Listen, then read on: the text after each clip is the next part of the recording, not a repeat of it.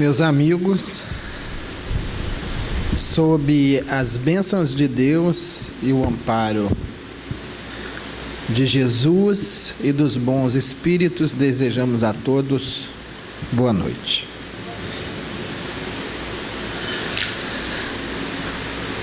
Adelino da Silveira, um dos biógrafos de Chico Xavier, conta-nos um caso que eu gostaria de interpretar.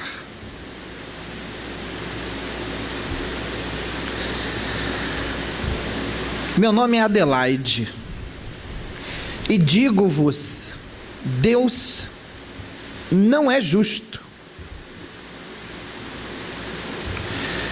Eu sempre quis ser mãe e um dia engravidei. Esperava com muita felicidade o nascimento do meu querido filho.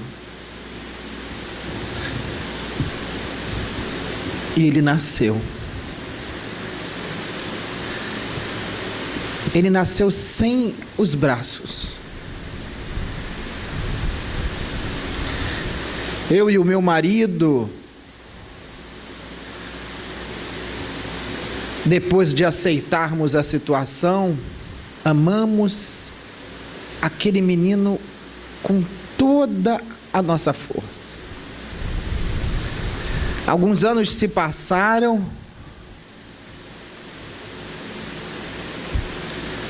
ele começou a andar, a falar as primeiras palavras, e num certo dia sentiu dores nas pernas.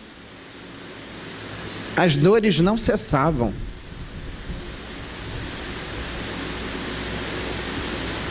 Levamo-lo ao médico, que após um exame minucioso disse: o filho de vocês vai morrer.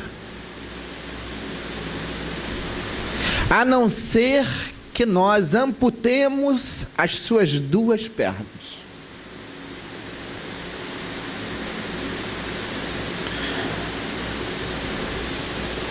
Como pode Deus ser justo e fazer isso com o meu filho? Fazer isso comigo?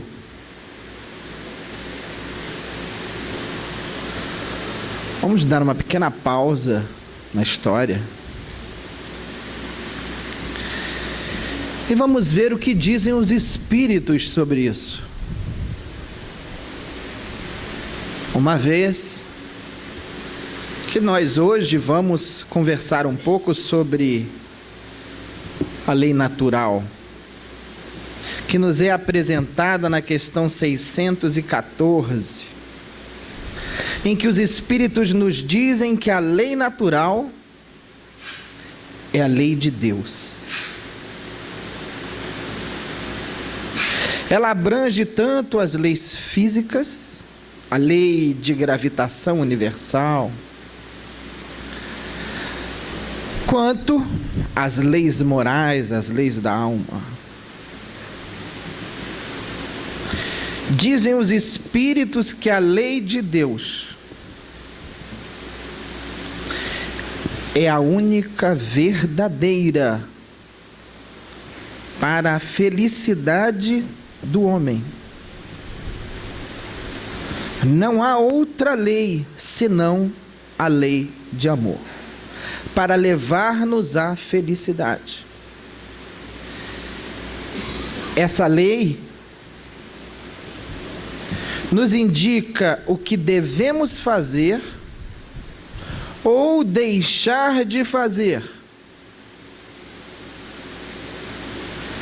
E só somos infelizes quando dela nos afastamos.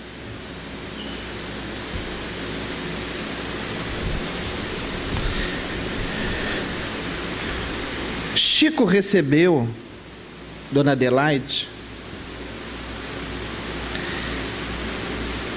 e após receber a instrução dos espíritos benfeitores, disse-lhe o seguinte: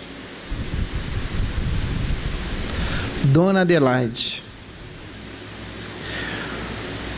o seu filho se suicidou nas últimas 10 encarnações.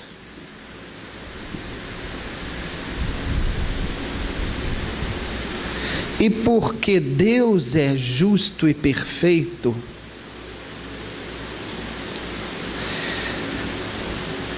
e porque o seu filho, ao recobrar a consciência de si mesmo, já está pensando em utilizar as pernas para se jogar de algum lugar e tirar a própria vida, Deus, através dos espíritos benfeitores,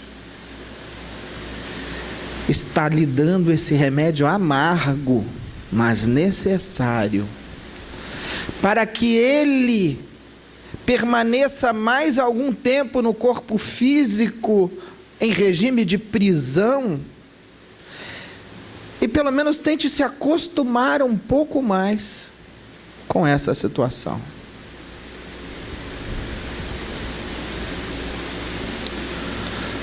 Aí vemos a lei de Deus sendo aplicada da melhor forma.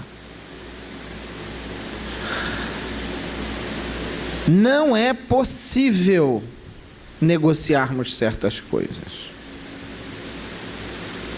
Se plantamos coisas ruins, não podemos exigir colher coisas boas. Se plantamos coisas boas, não iremos colher destas coisas boas, coisas ruins. Se nos afastamos da lei de Deus com a nossa rebeldia, se o que prevalece é a minha vontade e não a de Deus, partindo da premissa de que a minha vontade não é igual à vontade de Deus, eu vou sofrer as consequências disso. E nós sabemos que, em raríssimas exceções, a pessoa que costuma tirar a sua própria vida está numa atitude de rebeldia. Tanto é que dizem os Espíritos, em O Livro dos Espíritos, alguns casos, inclusive no livro Céu e o Inferno, que o suicida, todos, sem exceção, colhem decepção. Há um caso no livro Céu e Inferno muito interessante, confesso, um caso sui generis, de uma mãe que perde o filho e, porque não aguentava suportar a dor de tê-lo perdido, queria vê-lo, sabia que existia vida após a morte, tira a própria vida para ver o filho. Sempre que ouvimos casos de suicídio, normalmente o espírito revive, às vezes durante séculos, aquela situação de se jogar de um determinado lugar. Essa mãe colheu a seguinte decepção: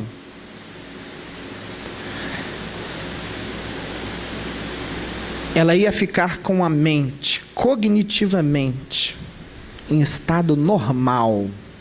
A percepção dela do mundo exterior era perfeita, com uma condição: ela estava cega. Ela não ia ver o filho.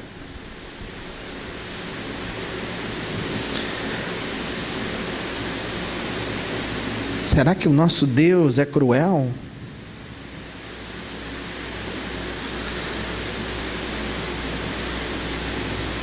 Puxa, mas ela não vai ver o filho dela?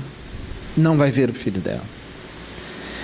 E o mais interessante no universo é que essa lei, como dizem os espíritos mais à frente, a lei de Deus, não está escrita no céu azul, na terra, não está escrita no fundo do mar. Está escrita na consciência dos seres que são criados. Não é necessário que nos apontem o dedo para nos julgar. Nós julgamos a nós mesmos. Tanto é que essa mãe fica cega e não encontra o filho, não porque Deus não queira que ela não encontre, mas é porque a lei que está dentro de todos nós, ela age. Vamos procurar ilustrar.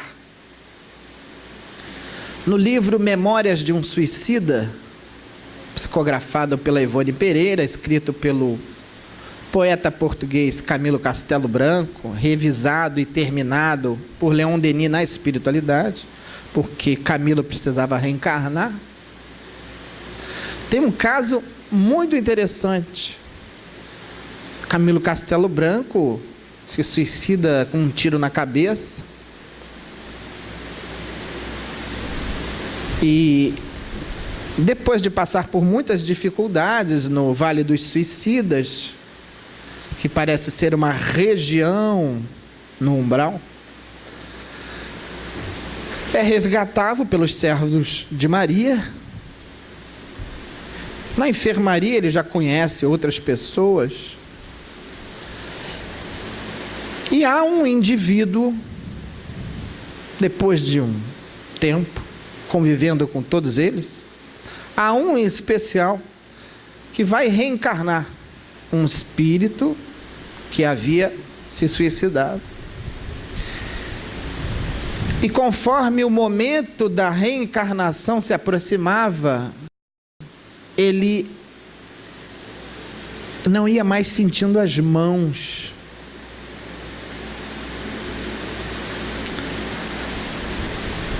E a cena é muito, me arrisco a dizer, bela, porque quando ele está, vamos dizer assim, caminhando no corredor reencarnatório e dá tchau para os amigos que ainda iam ficar na espiritualidade, ele já não tinha mais as mãos. Deus não retirou as mãos dele, ninguém retirou as suas mãos.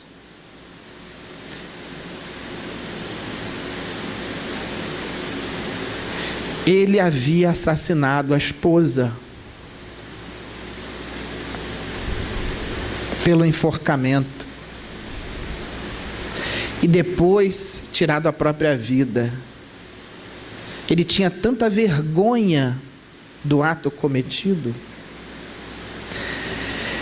que aquilo foi impresso no corpo espiritual dele desta forma, de modo que as mãos desaparecessem perispiritualmente, e aquilo, como sabemos, como o corpo perispiritual serve de modelo biológico para o corpo físico, ele nasceu sem as mãos.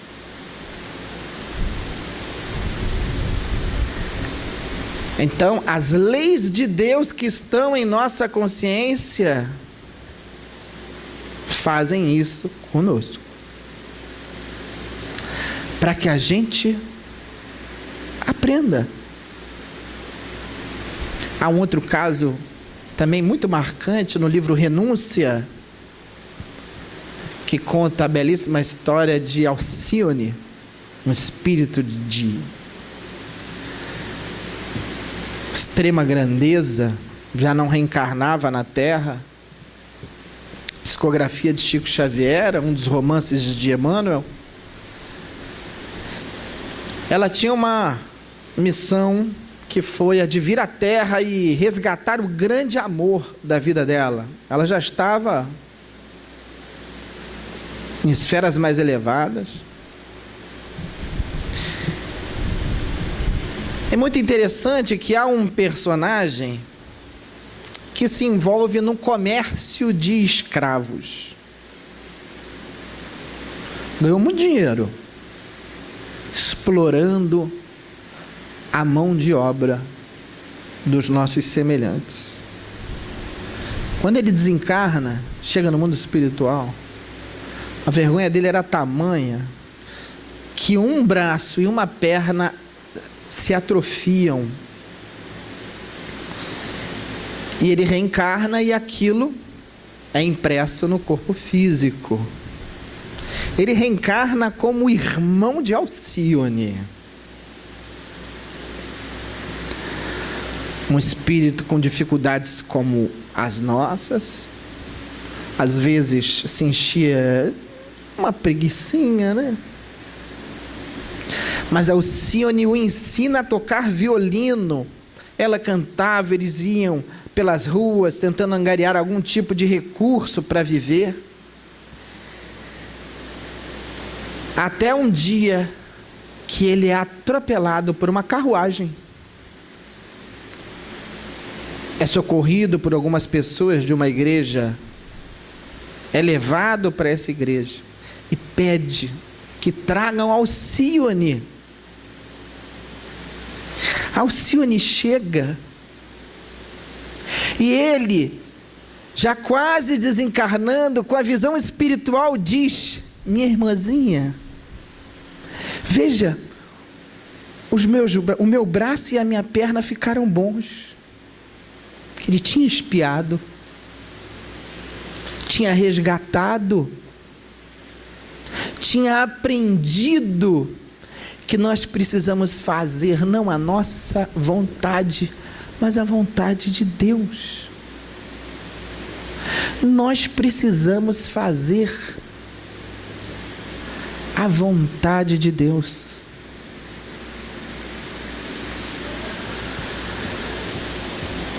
Os Espíritos nos mostram, mais adiante,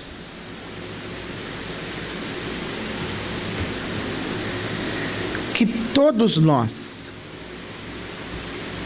conhecemos a lei de Deus.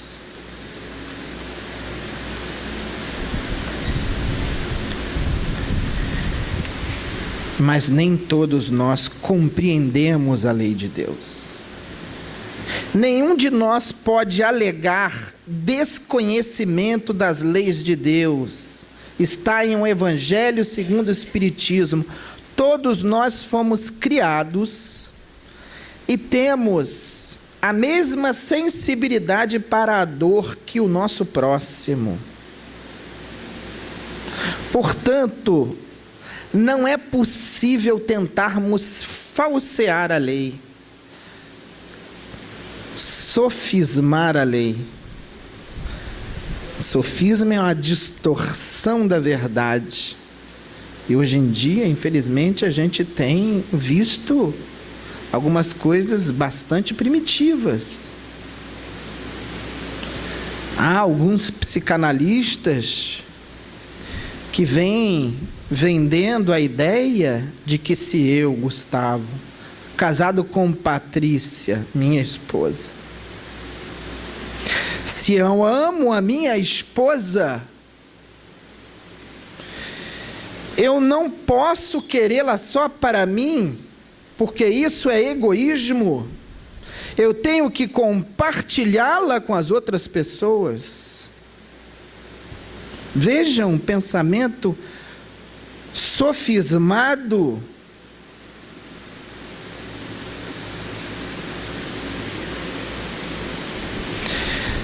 Tentando transformar o amor e o compromisso em egoísmo.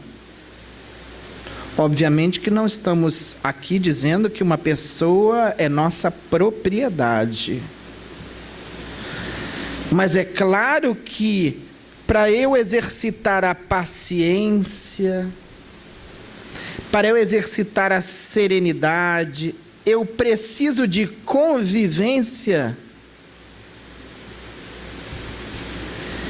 Por isso os espíritos dizem que a monogamia foi um avanço da humanidade. Compromisso. Quantas vezes a minha esposa me pede,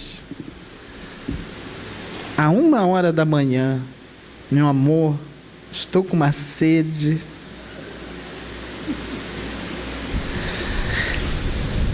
Eu vou ser muito sincero com vocês. Eu faço a vontade de Deus. E vou pegar a água dela, porque por mim eu não queria pegar, eu queria continuar dormindo. Ainda não cheguei nesse nível de desapego, de altruísmo.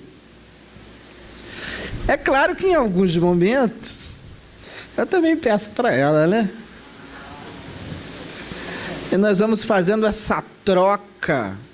O amor, ele necessita de compromisso, de convívio. Então precisamos ter muito cuidado com os ventos que estão soprando por aí. E vemos o espiritismo, o cristianismo na figura de Jesus trazendo aquilo que para mim é o mais novo, é o mais atual, seja para a vida pessoal, para a vida profissional. Nós ainda não conseguimos viver em plenitude a boa nova. Nós ficamos tentando inovar, mudar, quando a lei de Deus, trazida claramente por Jesus e aprofundada pelo Espiritismo, é uma coisa novíssima e muito atual.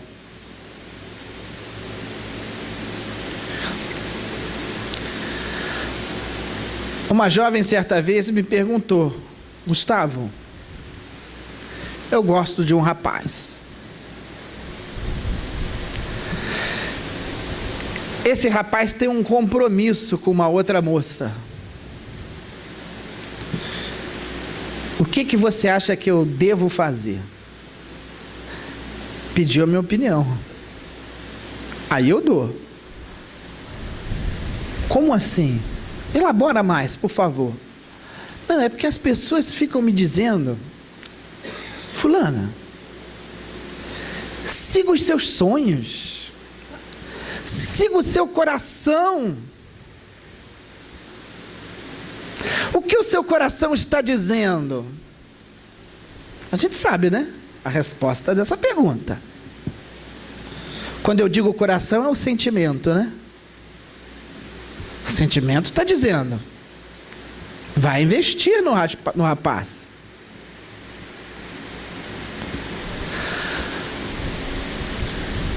E esse é um conselho muito romântico hoje em dia, é coisa de programa de auditório, a gente vê muito as pessoas que se expõem publicamente, né? Qual a mensagem que você gostaria de deixar para as pessoas? Sigam seus sonhos, siga o seu coração. E aí a gente para reflexão. Espera aí. O meu sonho é a minha vontade ou é a vontade de Deus? O meu coração está desejando a minha vontade ou a vontade de Deus?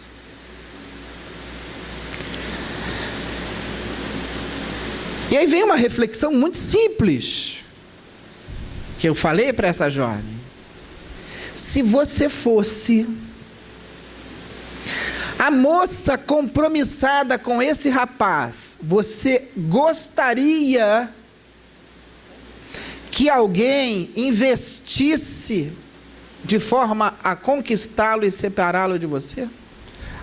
Claro que não. Todos nós fomos criados com a mesma sensibilidade para a dor do próximo. Aquilo que eu não quero para mim, eu não vou querer para o outro. mas o meu coração deseja. Sim, eu compreendo. É compreensível, perfeitamente compreensível. Mas é no momento que eu não posso fazer o que o coração deseja, mas a razão.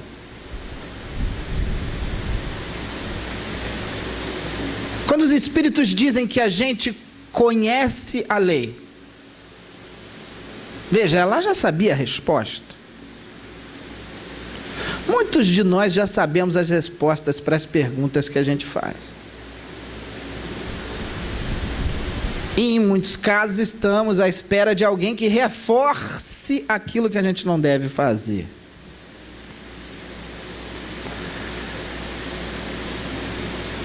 Quando os Espíritos dizem que a gente conhece a lei, mas não a compreende, nos trazem a ideia de que aquele que conhece a lei está na superficialidade. Aquele que compreende aprofunda. Sempre gosto de ilustrar com casos práticos que ficam, pelo menos para mim, mais fáceis de compreender a ideia que os Espíritos trazem. Vamos pegar, por exemplo, uma das leis de Deus apropriada ao nosso mundo, que é a lei do perdão. Por que uma lei apropriada ao nosso mundo? Porque só precisa perdoar aquele que se sente ofendido. Esse ensinamento não teria cabimento num mundo mais elevado em que os espíritos não se sentem mais ofendidos. Por sua vez, não há mais espíritos para nos ofender. Por isso, nós percebemos que a lição, conforme os Espíritos colocam numa outra questão, mais à frente, vai depender da evolução do mundo em que nós estamos. Vamos dizer que perdoar os inimigos é o beabá. É uma matéria, é um conteúdo da classe de alfabetização, do primário. Se nós quisermos ir para as séries mais avançadas, nós vamos precisar resolver isso dentro de nós. E uma pessoa pode muito bem conhecer essa lei, a necessidade de que tem que perdoar, mas eu não perdoo. Como eu posso perdoar? Como é que você quer, Gustavo, que eu perdoe o meu marido que me traiu? Como é que você deseja, Gustavo, que eu traia a minha esposa que me traiu?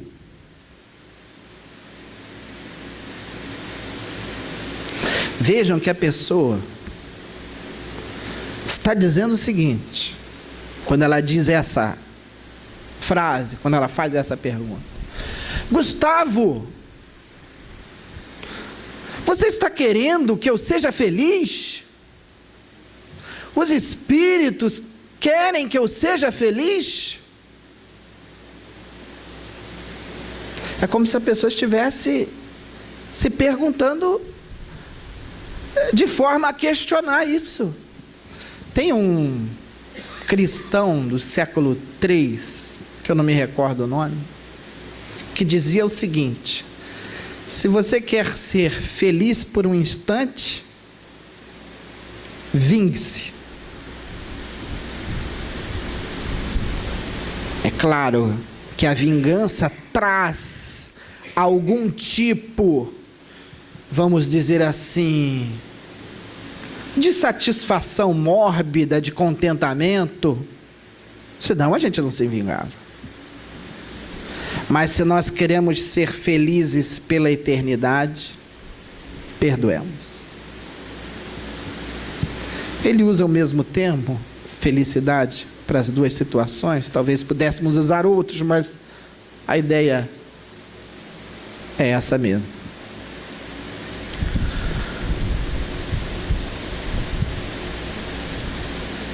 Recentemente,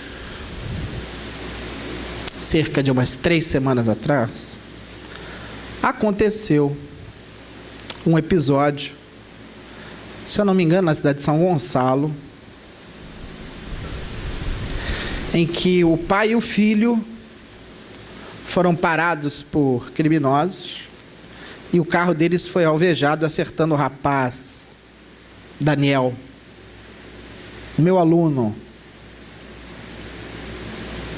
O pai dele é o Jorge, médico, família evangélica.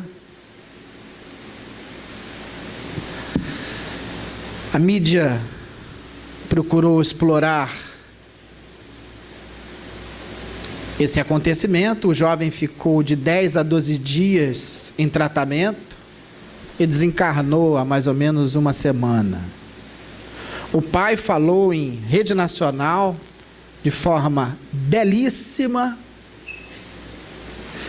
que foi Jesus que naquele momento o amparou para que ele acudisse o filho, que havia recebido um tiro na região do olho.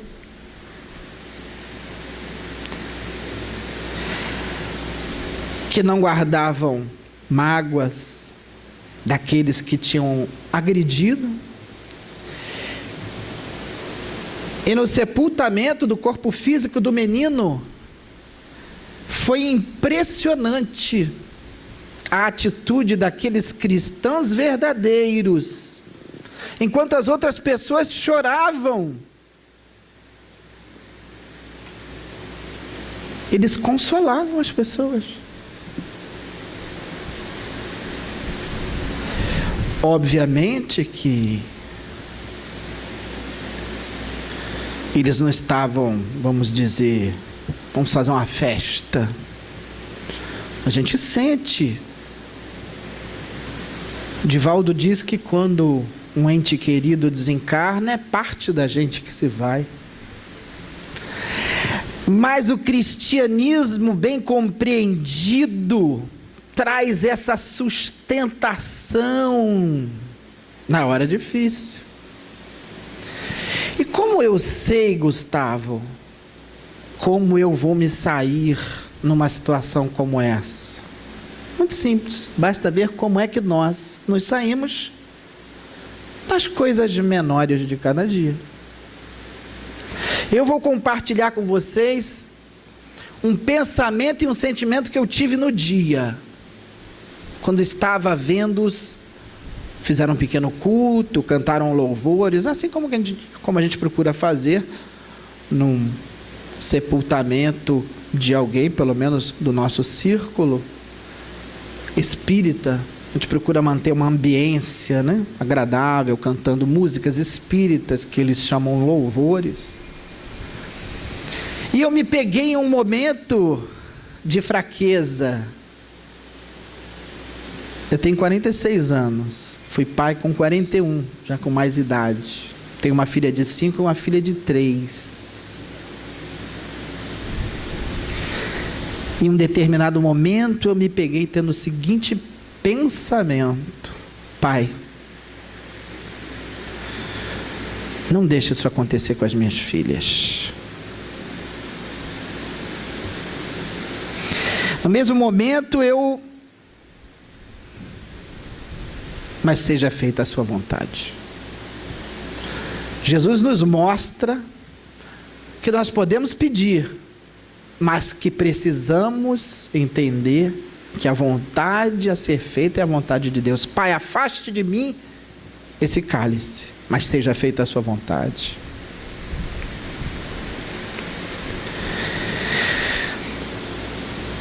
Quando nós vemos o cristianismo bem compreendido, a gente entende o seguinte: façamos um pequeno exercício mental.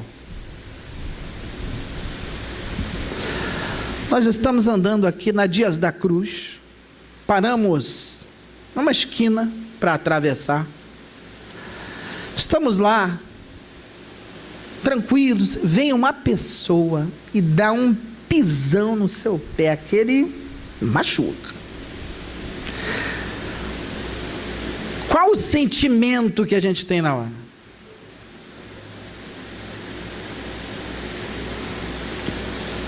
Agredi-la?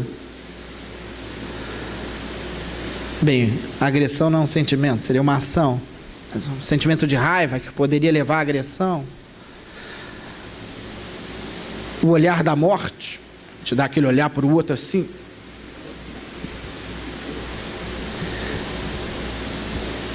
Vejam, isso é o que está no meu coração, são os meus sentimentos, minhas dificuldades que eu ainda trago comigo. E aí nós olhamos para a pessoa e vemos que a pessoa é cega. O que acontece com aquele sentimento? Pelo menos comigo, parece que murcha, né? Não, tudo bem. E a pessoa não viu. O cristianismo na sua profundidade, o espiritismo bem compreendido, traz, no mínimo, racionalmente, a ideia de que as pessoas que nos agridem estão cegas espiritualmente, merecem toda a nossa compaixão. Mas Gustavo, o que fazer com aqueles rapazes que alvejaram o carro? Levá-los diante de um juiz e eles serão perdoados? Vão para casa, meus filhos. Vamos refletir.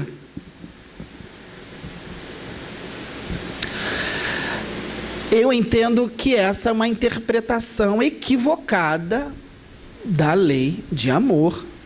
Por sua vez, o perdão. Nós não estamos aqui fazendo nenhum tipo de apologia à permissividade. Talvez algumas pessoas não compreendam a lei de perdão na sua profundidade porque achem que é uma representação de fraqueza, uma representação de ingenuidade. Como diriam no popular, você é bobo. Você deixa as pessoas fazerem o que você quiser. Espera aí.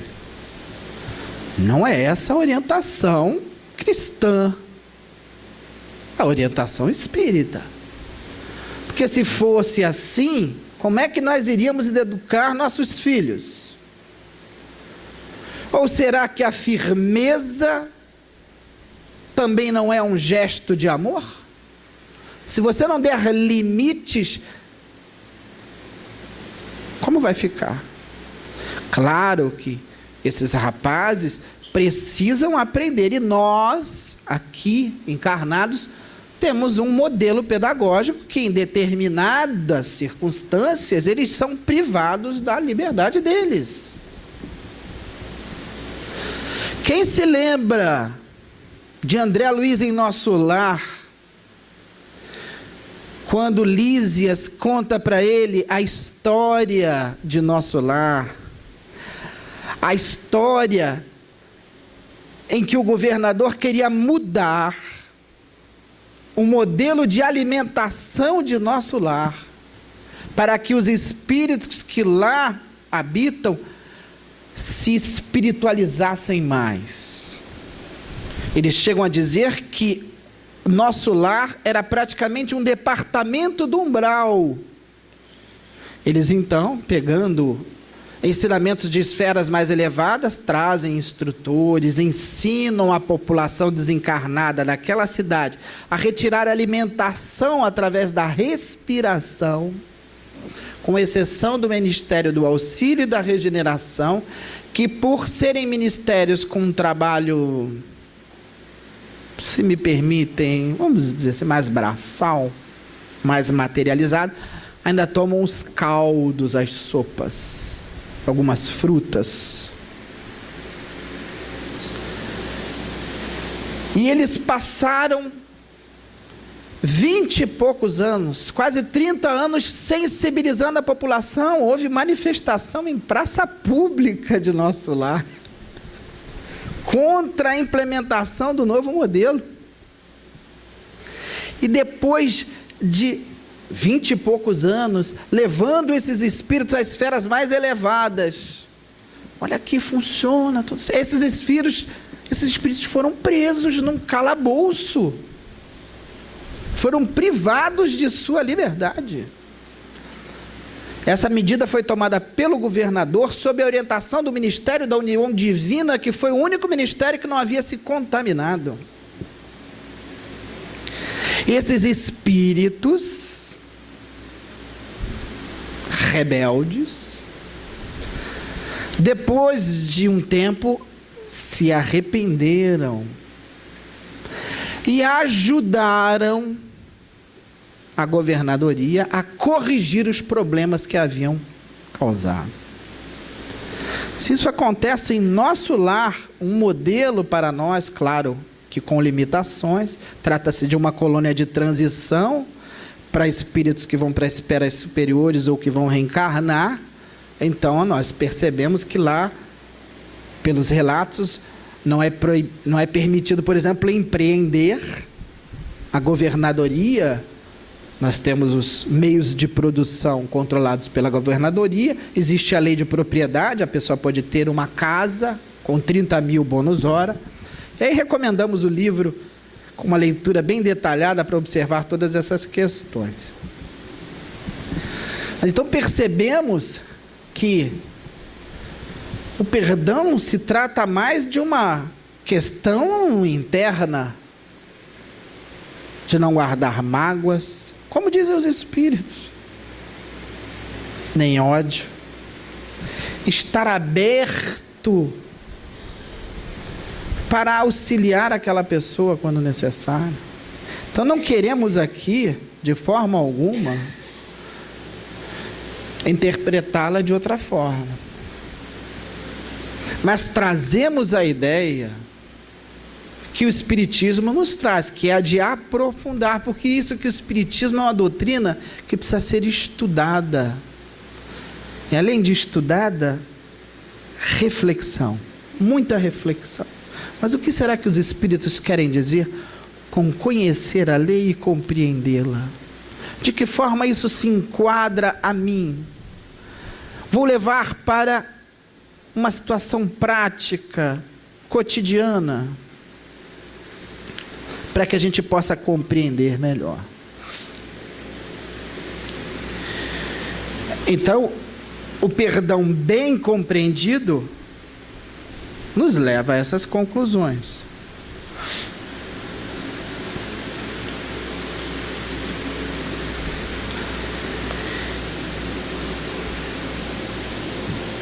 E nós sabemos que, como eu já disse anteriormente, tudo isso que nós estamos dizendo não é nada novo. Jesus, que é o modelo de perfeição que nós conhecemos, já havia trazido isso.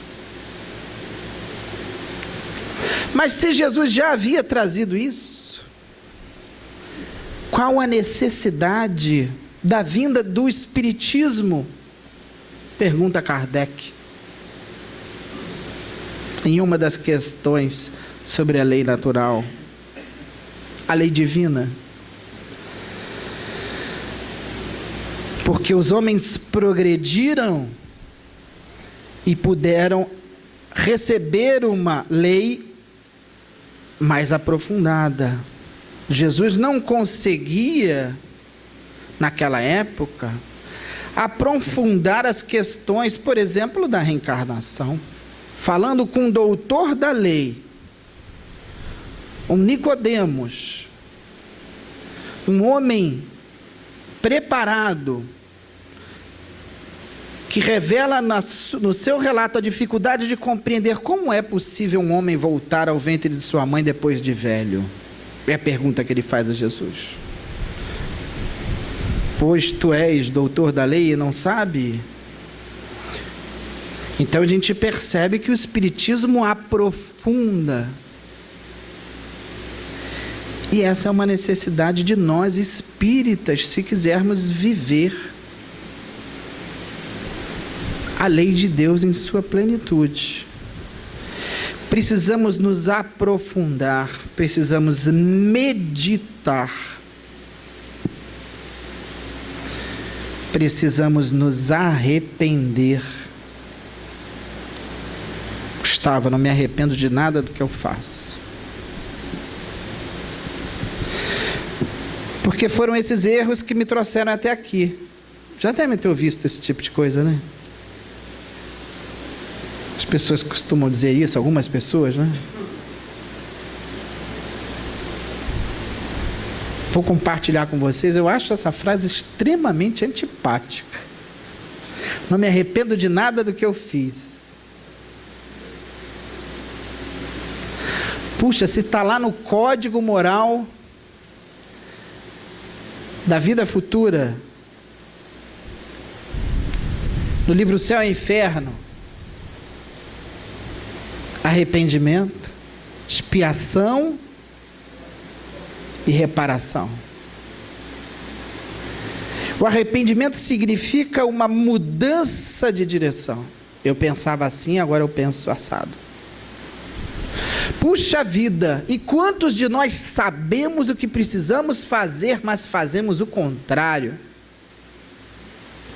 Se eu pudesse voltar no tempo, é claro que eu faria diferente. Eu me arrependo, sim, de muita coisa que eu fiz.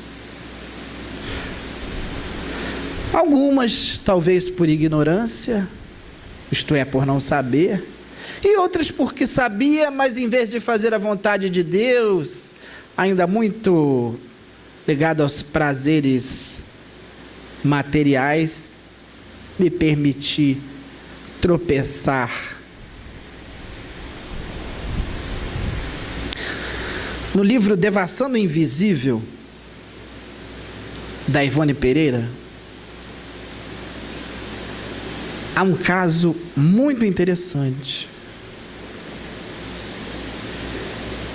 Dona Ivone, era muito comum os desdobramentos, né, em que ela via as histórias e depois escrevia.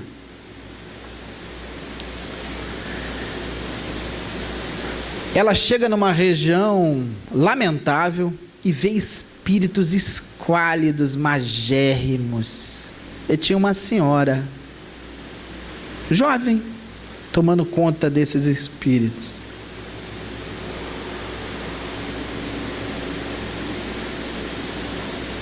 A Dona Ivone fica um tanto quanto, vou dizer a palavra, revoltada. Mas como esses espíritos não comem? Eles precisam de algo fluídico. Aí a senhora diz para ela, está preparando uma sopa? Um caldo reconfortante, fluídico? E diz, vamos ver se dessa vez eles vão conseguir comer. E ela então põe essa sopa nos pratos, distribui para os espíritos que estão ali. E eles, quando põem a sopa na boca, cospem. E vamos dizer, aqueles legumes fluídicos que ali estavam se transformaram em pedaços de pessoas. Eram criminosos muito agressivos, que tinham tirado a vida de muitas pessoas. A Dona Ivone observa, eles estão em vias de arrependimento, mas aquilo ainda está tão entranhado no corpo espiritual, no corpo mental daqueles espíritos, que eles não conseguem se livrar disso. Estão se arrependendo e já estão expiando. Expiação, a ideia de que nós devemos arcar com as consequências dos nossos atos. Isso é expiar, para depois fazer a reparação. Essa é uma lei de Deus que é inegociável. E a lei de Deus existe para que a gente aprenda. Podemos não gostar, mas que a gente peça do fundo da nossa alma: Deus, me ajude a aceitar as suas determinações. Deus, obrigado por não fazer a minha vontade, mas a sua. Para terminar, eu vou compartilhar uma pequena experiência pessoal que aconteceu comigo há mais ou menos uns 15 anos atrás, por volta de 2003, 2004. Eu vinha, no final de 2003, tendo algumas crises de ansiedade, palpitações, etc. Eu sou uma pessoa extremamente ansiosa. E em 2004, em março, eu decidi procurar um médico. Aquilo vinha acontecendo com uma certa recorrência, uma vez por mês. Muito interessante. Eu fui a um médico aqui no Nova América. Foi uma semana antes do encontro de dirigentes, que ia acontecer lá no Amparo Tereza Cristina, ali no Riachuelo. Eu fazia parte da equipe que ia preparar o evento. E falei para o médico o que eu vinha sentindo. E houve um momento que eu perguntei para ele escrevendo muito, escrevendo e prescrevendo, e observando aquilo. Para quem estava tendo crises de ansiedade, fui ficando mais ansioso. E perguntei: doutor, o senhor quer arriscar um diagnóstico? E ele disse: você tem um caso clássico de feocromocitoma. Como é que é? Depois fui descobrir que foi a doença que desencarnou a Evelina e o Ernesto, do livro E a Vida Continua. O que é isso, doutor? Elabora. Trata-se de um tumor na glândula suprarrenal que detona a fabricação de adrenalina e você se sente assim. Nós precisamos operar rapidamente. Você pode morrer a qualquer momento. Usou essas palavras. Muito bem, o que nós precisamos fazer? Você vai fazer esses exames aqui. Em quanto tempo eles ficam prontos? 45 dias. Já morri. Fui para casa.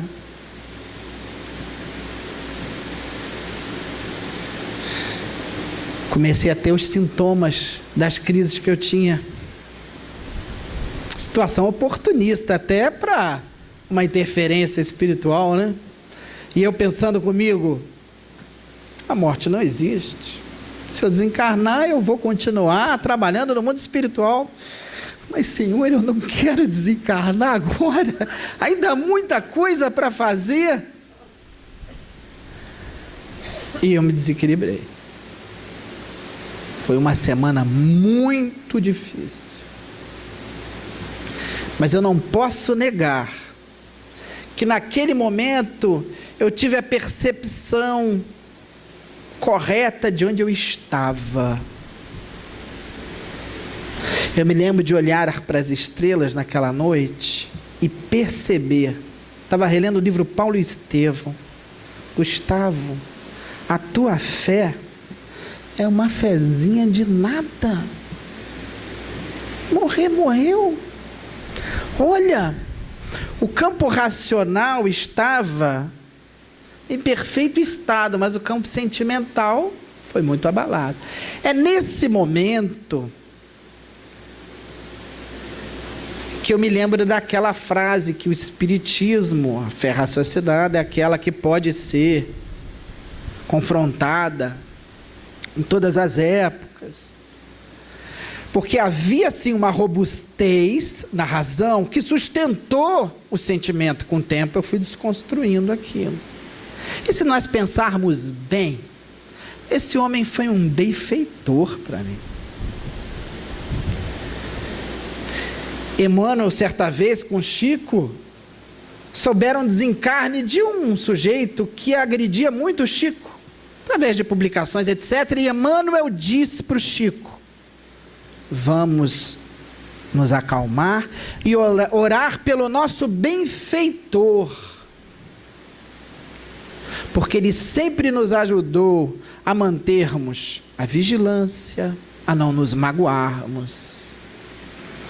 Vejam que esse é o tipo de mensagem que traz um brilho diferente para as coisas que a gente vê na vida, a ponto de dizer que as vicissitudes, as dificuldades são benfeitoras para a nossa vida. Sem dúvida que é uma mudança de ponto de vista. É claro que eu não ficarei aqui pisa no meu pé, que eu vou tomar uma dor. Não estou fazendo apologia ao sofrimento, mas quando ele vem, que nós possamos encará-lo como benfeitor da nossa evolução espiritual. Essa é a verdadeira lei de Deus. Agradeço a paciência de todos. Que Deus nos abençoe. Uma boa noite.